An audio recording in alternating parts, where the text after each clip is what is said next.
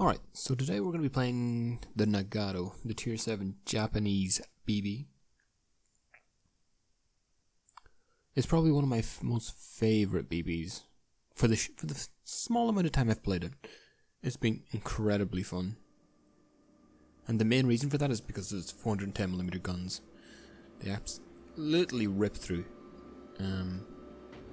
this tier. I mean, like, they're obviously the highest gun caliber for the tier.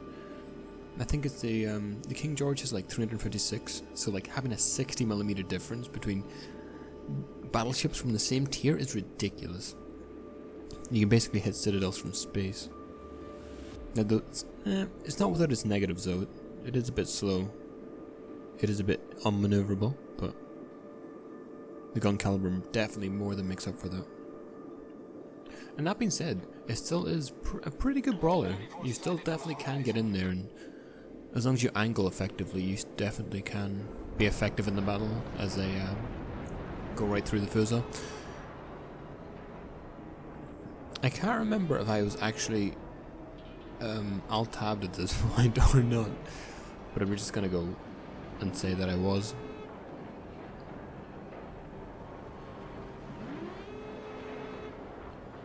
I obviously slow down, back off, and then try and push once he clears me. That being said, the plan is basically just to push into A. This game I wanted to try something a little bit different. I didn't want to stand back so much, you know, kind of snipe from the background. I wanted to actually try and get up and close. See if we could actually treat this ship as a bit of a brawler, try and get in there, try and do something different. Because that being said, like, this game can get a little bit stale if you're just trying to play optimally the entire time. So we're going to push into A pretty aggressively, see what we can get. Obviously, that being said, we're not going to play like absolute fools. We're constantly going to be thinking about what's happening on the map. But that being said, like, this ship is something...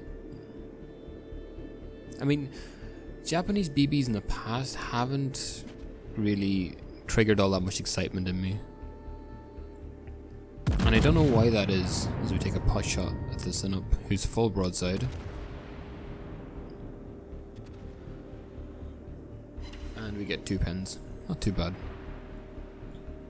But this is the first ship in the Japanese line that's actually like, oh, I'm actually playing Japanese battleships now. I mean, having that size 410mm gun caliber at this tier is ridiculous. It actually feels like the Japanese line has finally arrived, if that makes sense. So it looks like the Nagato and the Sinup are the only 2 BBs pushing this island. One of their DDs already died, the Icarus, which was interesting. So yeah, we should have free reign over this. And I think at this point I recognize this and I start turning in, because I know our right hand flank is going to get swamped. So I'm already making the move to turn into the center, so I'm in a better position if I want to help out the right hand flanker. That Nagato is going to get absolutely blopped. Again, that's what I love about those ships. This ship, even though we didn't citadel the Konaizen now, obviously because of his turtle back, we can still do a significant amount of damage to it. But yeah, I mean, like, the Sinup's already bailing on A. As we take another shot in the Konaizen now. The Nagato is... The enemy Nagato is pretty much dead. And somehow we managed to hit nothing there, but, you know, what can you do? That Nagato is basically dead at this point.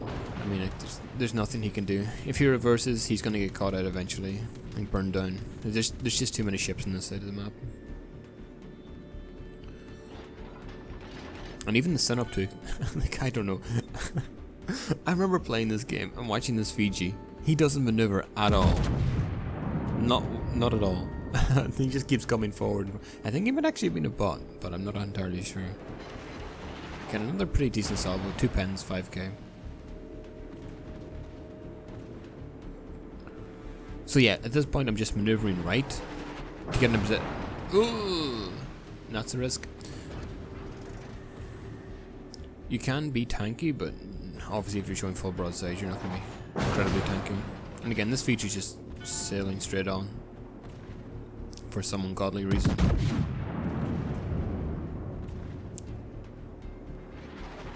And I get one citadel, but that could have been aimed a lot better. I could have led him a little bit more and probably would have finished him with one shot. But that being said, he dies anyways. Ooh, and I take another citadel from the sun up. Well, it felt like a citadel. But at this point I'm just trading with the sun up, I know the Nagato is going to die. And I'm just putting myself in a position to actually fight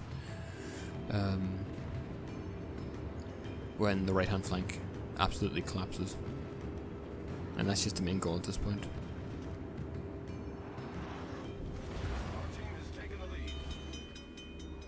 Again, even completely angled, he's taking 4k, 5k off me every single time. Russian bias. That still doesn't mean we can't do significant damage by ourselves. And we hit nothing. Now at this point I'm worried a little bit about I might have overextended just a little bit. So that's why I'm pulling back a little bit. Obviously the Midazuki is giving me spotting, so it's pretty much free spotting or free shooting.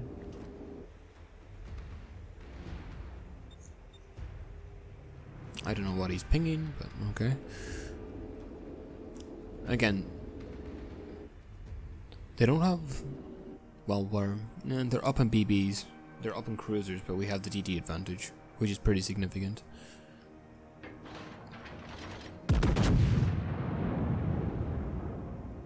I think one of these shots absolutely decimates the Da Costa.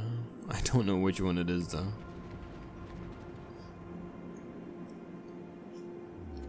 The one thing I actually did figure out recently though is that using the static crosshair is a lot more effective than the or not the static, the dynamic crosshair is a lot more effective than the dynamic or the static.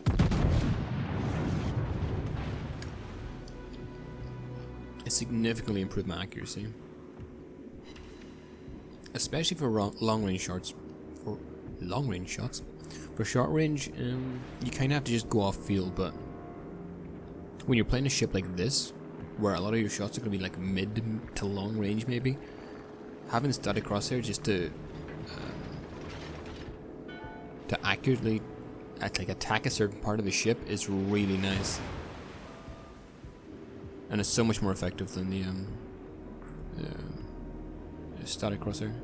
I keep getting the static and dynamic messed up. But the dynamic is the good one, and the static is the bad one. There. That should clear it up. And then New Orleans decides to sail full broadside. And he's lucky he gets away with that. It's actually lucky that I'm pretty bad.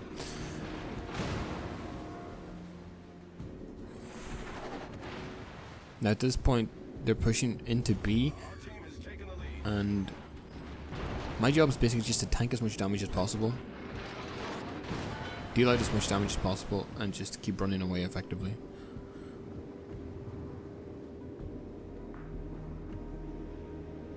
It's funny how there's like a little game of chicken that develops between when a cruiser is like trying to shoot at you and you're just waiting for the perfect shot, and then he gives it to you and bye. I'm sorry, but that was hilarious. Full HP to nothing in like half a second. Not even half a second. 0.2 of a second. I would be more than a little bit salty. At this point though, this is where the high gun caliber really comes into play. I mean, even if the New Mexico angles, I'm still 15k. 4 pens. And obviously the Minikasi might be at might put a bit of a glitch in the plan if he gets too close.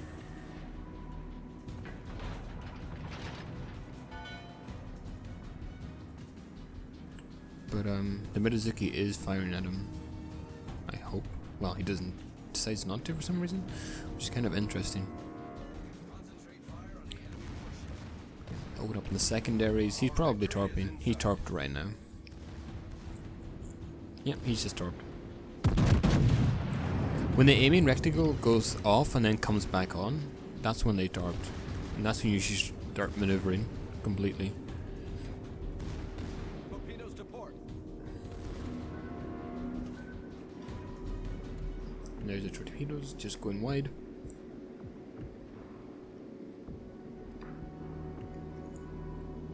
Now eventually I see the Julius Caesar pulling off, and it's just the New Mexico and the Minakaze on this flank. And there goes his last of his torps. So I have about maybe, I don't know what the reload is on the Minakaze torps, but I know I can get turned in time so that I can charge at the smoke, charge at the New Mexico, and kill the Minakaze, because he only has like 2k HP. So I only need to land 2 shots to kill him, and I can absolutely eat 1 torp, which I probably will if I sail straight in, and I can still keep shooting at the New Mexico because he's not focusing me. So that was the plan I'm trying to execute. I think it goes fairly okay. I hope. What? I already played this game. I believe it goes fairly well. Yeah. And there goes the torps again. I don't even eat one. And now the Minakaze's trying to bail. Oh, well, no, he's actually trying to... He decides to be brave. Again, he's at 3k HP. And I have a full salvo. It's never gonna happen. Now at this point, I'm full broadside to the New Mexico, but he just fired his guns at the Sinop. That's why it's so important to look. That was kind of cheeky from the Julius Caesar. But at this point, it's always really important, if you're going to make a maneuver against a battleship, to look at where their guns are pointed. Always look at where their guns are pointed, because that basically gives you maybe a minute. And we get a citadel on this New Mexico, up to 120k damage. But if they're pointed the opposite direction of where you are, that gives you a minute to maneuver, roughly. Obviously, it's going to vary per battleship. But it gives you the time to maneuver and execute a plan that you might not otherwise be able to. If you're just thinking, oh look, there's a battleship, it's going to shoot me. You know? And with that, it's GG.